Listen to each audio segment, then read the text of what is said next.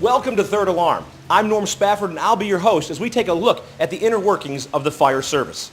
Third Alarm is a production of Cobb County Fire and Emergency Services, and on behalf of the multitude of men and women who have dedicated their lives to this very vital career, it's our hope to educate, inform, and maybe just entertain you a little bit as we sneak a peek at the inner workings of this age-old profession. So sit back for the next 30 minutes, and let's get rolling. Today we're on location at Fire Station number 14, which serves a portion of the northeast corner of Cobb County. During the show, we're going to look at a variety of aspects of the fire service, including a snapshot of the origins of firefighting, as well as some apparatus and fire equipment. In fact, we're actually going to take part in an actual house fire. Now that should be fun. However, before we jump from the frying pan and into the proverbial, well, I think you know where I'm going with that, it's time for a word from Cobb County's Fire Chief, Sam Heaton. Hello. My name's Sam Heaton. I'm Chief with Cobb County Fire and Emergency Services. Cobb County is a county northwest of Atlanta, Georgia, and it has approximately 365 square miles. Our department covers about 305 of those square miles, along with the cities of Acworth, Kennesaw, and Powder Springs. The area is made up of urban, rural, and highly populated high-rise communities in the area. Our department is a fully paid, fully accredited department made up of 683 men and women. Our staffing, we have 29 fire stations, 29 fire engines, 8 ladder trucks, 10 ALS rescue trucks, as well as special operations including hazmat team, technical rescue team, and medical operations team. We also have 3 air and light units that run out of these stations. Also made up of fire headquarters, which involves the command staff, as well as fire marshal's office, which includes fire inspections of new and existing, also sprinkler division, which inspects all of the sprinklers in the county.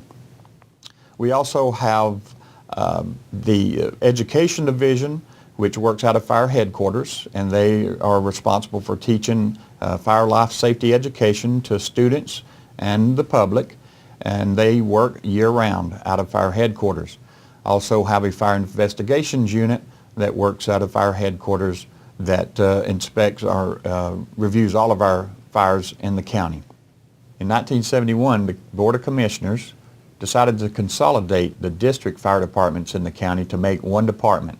That's when we became Cobb County Fire and Emergency Services. We provide protection, as I said, for Acworth, Kennesaw, and Powder Springs. The cities of Marietta, Smyrna, and Austell retained their own fire protection. We continued to grow and develop from that small department into the department that we have today. And in 2005, we became an accredited agency through the Commission on Fire Accreditation International. Now what this means for most is that I personally feel we're a step above. It shows that we are looking to the future and we're planning for the future. So it helps us develop a 10-year plan that the Board of Commissioners approve and look at. We update this 10-year plan each year. And what this allows us to do is really look into the future, determine what the needs of this department are to match the needs of the citizens of this county, thereby and hopefully saving tax dollars. So now that I've given you an overview of our department, I hope you enjoy the Third Alarm show. The show is dedicated to Cobb County Fire and Emergency Services, the people of the department, and the citizens of the county. It's made for you, and I hope you enjoy it. Back to you, Norm.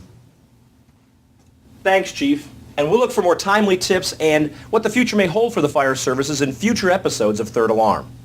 Now, I know that you know the fire department responds to more than just fires. We go to vehicle accidents, medical emergencies, hazardous materials responses. However, recently, I had a chance to go to a, well, shall we say, planned house fire? Check this out. Jody, we've got a beautiful, sunny, cool January day going on here. What do we got going on in the background here today? Norm, this is a training fire. One of the local private schools has acquired this property. They've donated the structure for us to use for training purposes.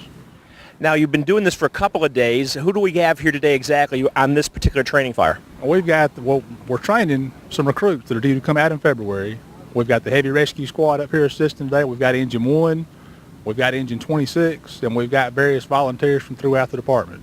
Whenever we do training fires, of course, we get a lot of people coming out from the outside the community wondering what exactly we're doing, why do we do this kind of thing.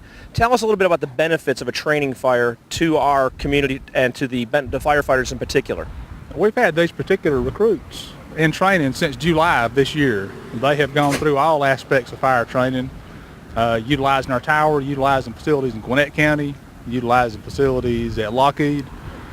And all of that simulates fire training. This is actual live fire training. This is an actual structure that like they'll encounter in the real world.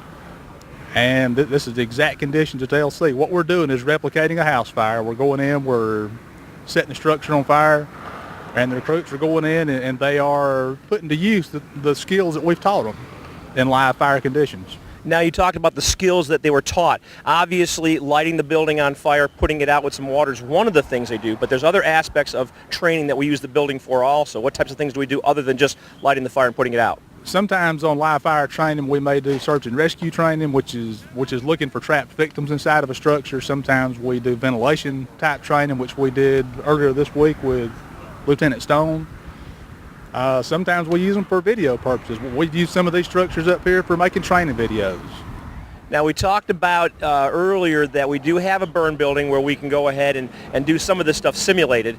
The benefits of that versus, say, using the live fire. I mean, how much can you really get when you do a simulation? Simulation, you don't get the same heat that you get in a live fire situation. We have a simulation building here in Cobb County at our training facility. And in that, we can produce a small amount of fire, we can produce a lot of smoke, but we can't produce the same heat.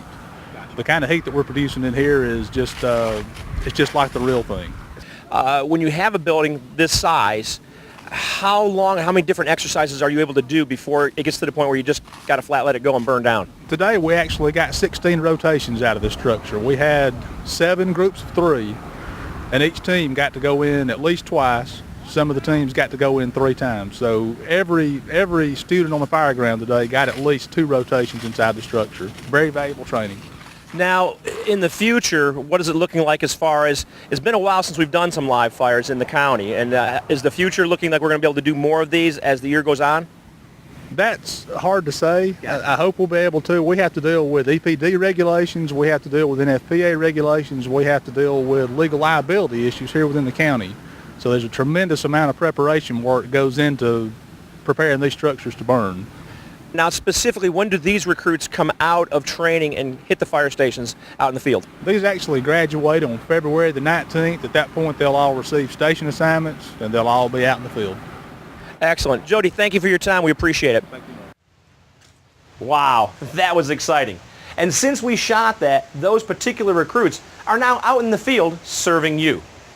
I want to thank the guys here at Station 14 for allowing us this opportunity to shoot this episode of Third Alarm. Old Station 14 used to be located just around the corner on Sandy Plains Road, and it was one of the original single company fire stations in the county. Recently, though, it was moved down here to the corner of Holly Springs and Sandy Plains and is now a double company and also houses the battalion chief. Cobb County now has 29 stations servicing its citizens. After the break, we're going to talk to Lieutenant Dwayne Campbell as he gives us a little look at the history of the fire services. Don't go away.